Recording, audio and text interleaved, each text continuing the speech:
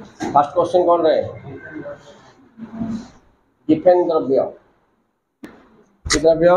Giffen द्रव्य एटा कोठी आछि चाहिदा सूत्र रो व्यतिक्रम रे आसीबो बहुत इंपोर्टेंट क्वेश्चन इकोनॉमिक्स रो in English it is called Giffen goods okay देखो मीनिंग कहूची जो द्रव्यर दर वृद्धि हवा सहित चाहिदा वृद्धि हम देखो उल्टा जाऊँगी चाहिदा सूत्र उल्टा जीव यहाँ जो द्रव्यर दर वृद्धि हवा सहित चाहिदा वृद्धि हुए दर ह्रास पाइले चाहिदा ह्रास पाए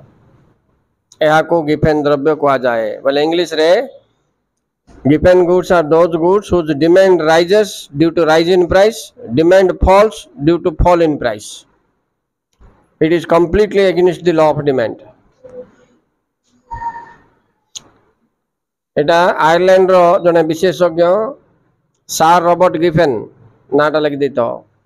सार रॉबर्ट गिफेन फाइंड आउट करथिबारु तांको ना अनुसार ए द्रव्य गुडी को गिफेन द्रव्य बोल की ना दिया गला गिफेन गुड्स सार रॉबर्ट गिफेन।